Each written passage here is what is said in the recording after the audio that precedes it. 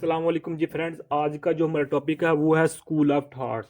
इंशाल्लाह रहमान इस वीडियो में हम देखेंगे कि जो हमारे पास स्कूल ऑफ थॉट्स कितने हैं। वो है हमारे पास 5 है स्कूल ऑफ थॉट्स।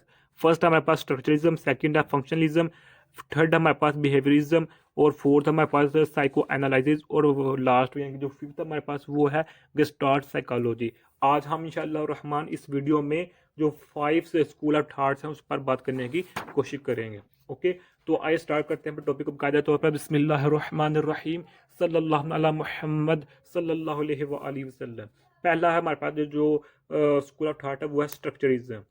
ये क्या कहता है कि science of psychology had its formal beginning in 1879 when William Wundt a German psychologist set up a laboratory at the university of the Leipzig to study mind और मेंटल एक्टिविटीज। ये जो structuralism first school of thought है इसको 1879 में 1879 में Wilhelm vendor जो कि एक जर्मन साइकोलॉजिस्ट था इसने इस पर काम किया था। यानी कि फाउंडर था स्ट्रक्चरिज्म का, जो फाउंडर है वो विल्हम वेंडर है।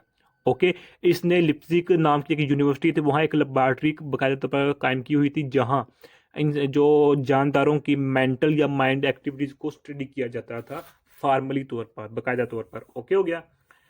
अब इसकी हम एक एग्जांपल लेते हैं कि सबसे पहले हमें ये पता होना चाहिए कि जो हमारे पास माइंड है और माइंड और ब्रेन में क्या फ़र्क है। हमारे पास एक होता है माइंड, एक होता है ब्रेन। ओके हो गया। तो ब्रेन जो होता है हमारे पास, जो हम आम आंख से देख रहे होते हैं, जो हमारे पास सर होता है, दिमाग होता है, जो जो फिजिकल कंपोनेंट्स पर मुश्तमिल होता है, जो कि फिजिकल कंपोनेंट मुश्तमिल होता है, ये इसको हम ब्रेन कहते हैं, दिमाग कहते हैं। जबकि इसमें जो ख्यालाती तस्वुर, ख्यालाती कंसेप्ट ब्रेन में क्रिएट हो रहे होते हैं, उसको हम माइंड कहते हैं। यानी कि हम ये कह सकते हैं कि जो माइंड है ये फंक्शन है ऑफ ब्रेन का। ओके हो गया। तो अब हम मिसाल लेते हैं, अगर हम सपोज करें हमारे सामने एक बिरयानी आ जाती है, देखिए लिखा हुआ है बिरयानी आ जाती है हमारी आंखों के सामने। तो बिरयानी की शेप को देखकर, बिरयानी की स्मेल को, बिरयानी के स्ट्रक्चर को देखकर, बिरयानी के कंपोनेंट्स को देखकर हम ये अंदाज़ा लगा सकते हैं कि ये क्या है हमारे पास, ये बिरयानी है। ओके, अगर हमारी आंखें बंद करवा दी जाए तो हमारे आंखों, हमारे हाथ में सेब या अनार, या सपोज करते हैं हमारे आंखों में, हाथों में एक पेंसिल दे दी जाती है। तो हम पेंसिल को, पेंसिल के डिफरेंट कंपोनेंट्स पर हाथ लगाते हैं, इसके डिफरेंट कंपोनेंट्स को ऑब्जर्व करते हैं, तो हम कहते हैं ये एक पेंसिल है। ओके, ये एक पेन है, ये एक पॉइंटर है। ओके उधर। तो जब भी किसी चीज़ को हम देखते हैं तो उसका तस्वुर हमारे माइंड में क्रिएट होना शुरू हो जाता है कि ये क्या चीज़ है। ये हम स्ट्रक्चर में स्टडी करते हैं। ओके, इस वीडियो में हम ओवरव्यू देखेंगे स्कूल ऑफ थॉट्स का, जो 5 स्कूल ऑफ थॉट्स हैं। ओके, अब हम देखते हैं कि जो हमारे पास सेकंड स्कूल ऑफ थॉट है वो हमारे पास है फंक्शनलिज्म है। फर्स्ट हमारे पास क्या था, स्ट्रक्चरिज्म है। अब सेकंड है वो है फंक्शनलिज्म। इसमें हम देखें कि William James was the founder of this school of thought. जो इसमें विलियम जेम्स इसका फाउंडर है सेकंड स्कूल ऑफ थॉट का। He was the influenced by Darwin work. Functionalism concentrated on what the mind does. According to this thought, mind is an ever changing stream or flow of images. अब इसको हम देखते हैं कि इस school of thought का जो founder है, जो बानी है, वो है विलियम जेम्स। ये तो पता लग गया। ओके, अब इन 2 पॉइंट्स का मतलब ये है कि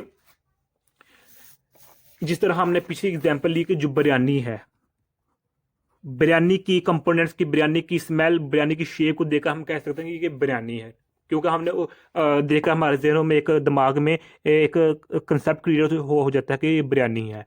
अगर इस फंक्शनलिज्म में हम क्या देखते हैं कि जो बिरयानी है, बिरयानी में क्या क्या कंपोनेंट्स हैं और इन कंपोनेंट्स को हमने बिरयानी में क्यों शामिल किया, ये हम फंक्शनलिज्म में स्टडी करते हैं।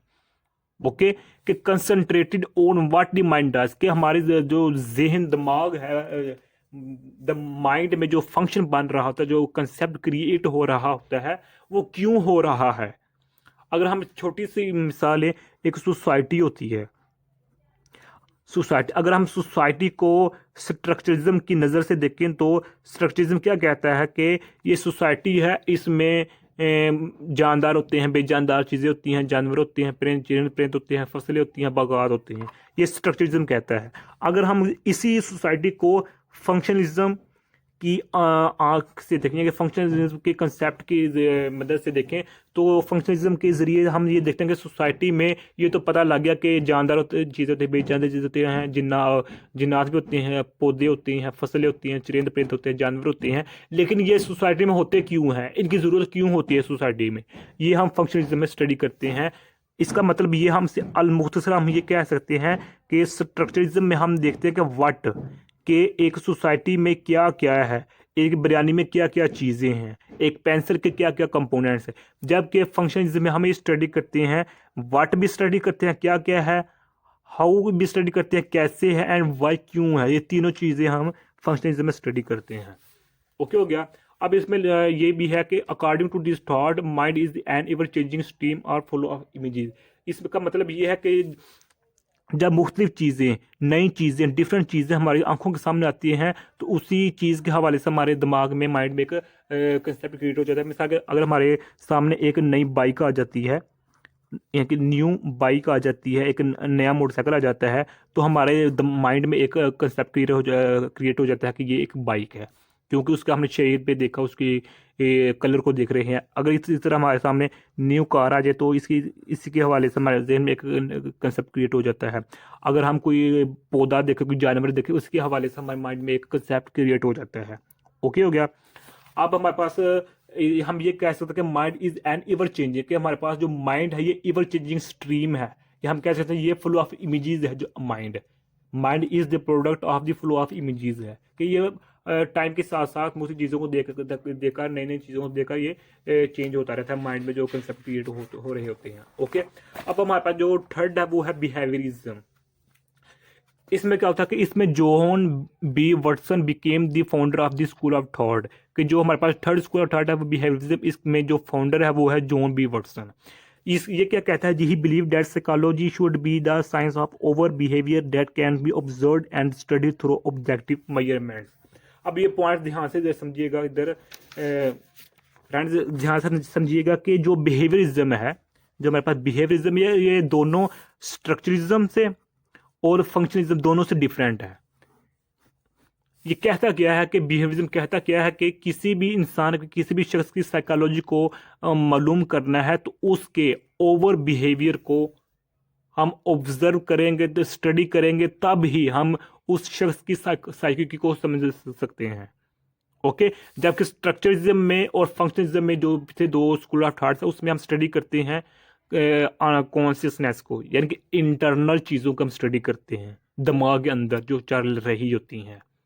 जबकि ये बिहेवियरिज्म क्या कहता है कि किसी भी शख्स की साइको को मालूम करने के लिए उसके बिहेवियर को परखना पड़ता है। इसका क्या मतलब हुआ कि बिहेवियरिज्म जो हमारे पास थर्ड स्कूल ऑफ थॉट है, इसने फर्स्ट और सेकंड स्कूल ऑफ थॉट्स को की कंसेप्ट को रद्द कर दिया है।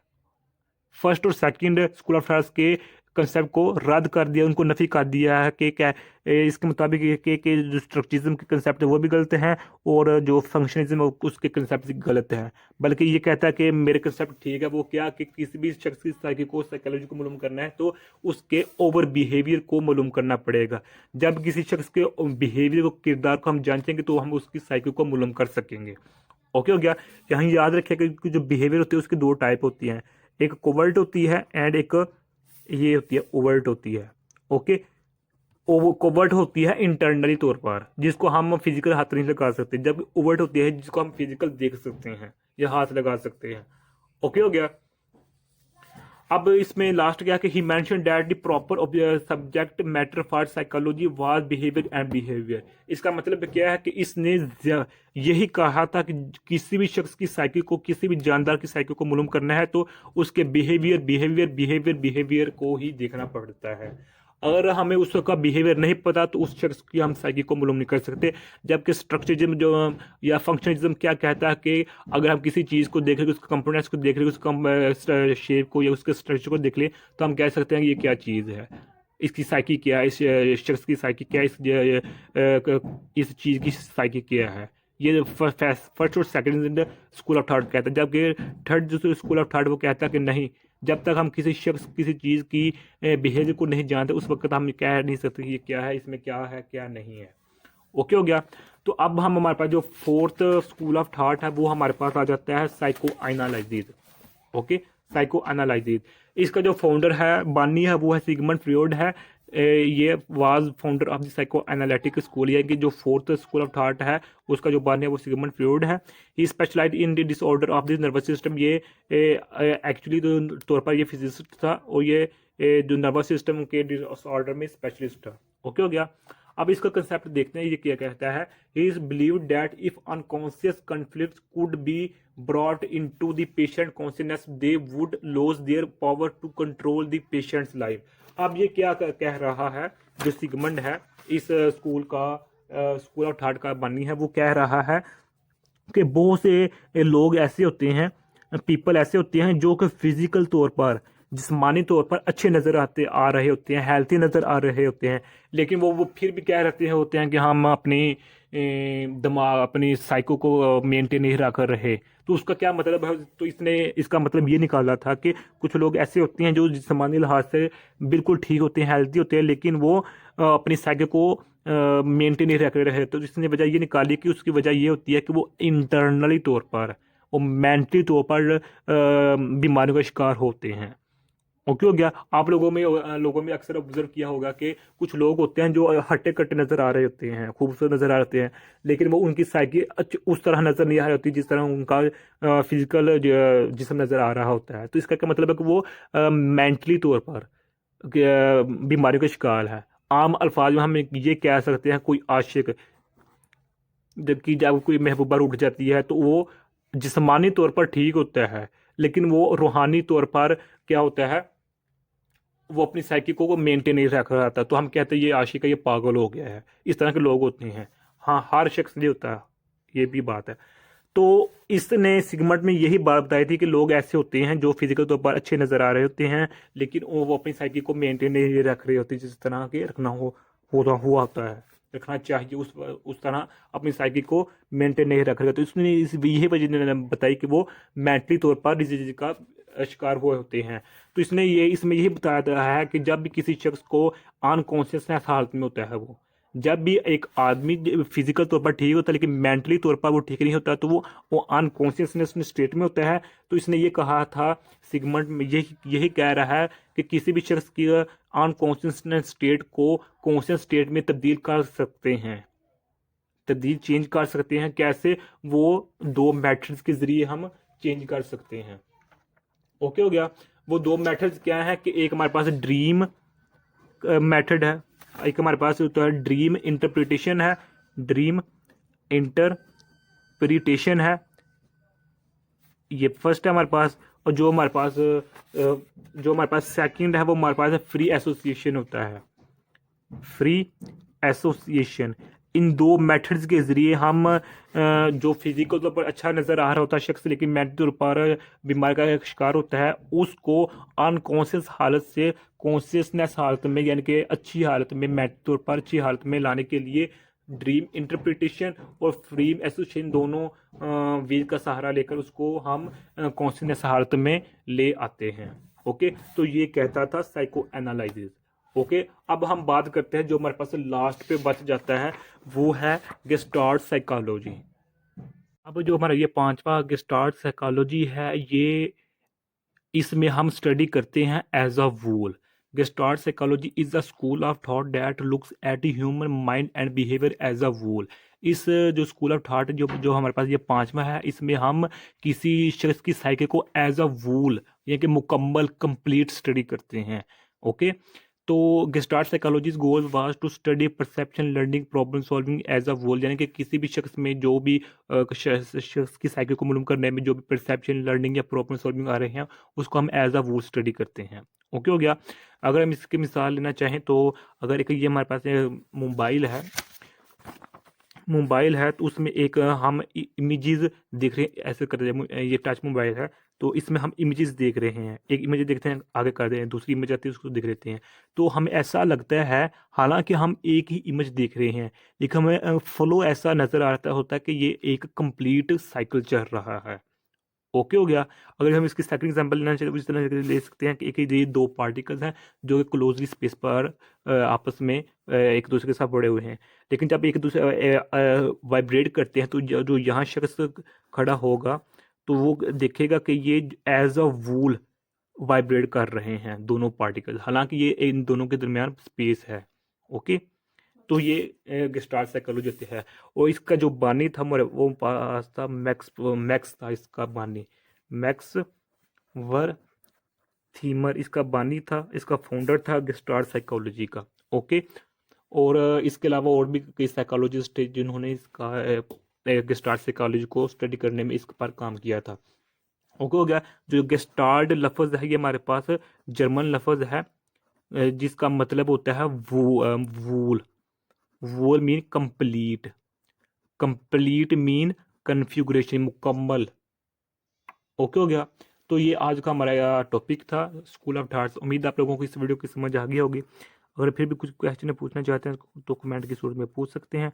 और अगर आपने अभी तक हमारे चैनल पाक एमएंड अकेडमी सब्सक्राइब नहीं किया तो सब्सक्राइब कर दे, लाइक कर दे। जज़ाकल्लाह खैर। अपनी दुआ में याद रखिएगा। अस्सलामु अलैकुम व रहमतुल्लाहि व बरकातुहू।